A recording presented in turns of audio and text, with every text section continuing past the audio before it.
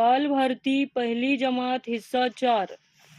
प्यारे बच्चों, यहाँ देखिए आपको क्या दिखाई दे रहा, रोड, उसके बाद हवा, बाय एयर, हवा, उसके बाद यहाँ वाटर, उसके बाद यहाँ रेल की पटरियाँ। अब ये देखिए यहाँ सवारियाँ हैं। अब इनमें से कौन सी सवारियाँ किस पर चलेंगी? रोड पर क्या चलेगा? देखिए नंबर 6 पर है ऑटो रिक्शा और नंबर 4 पर है ये गाड़ी।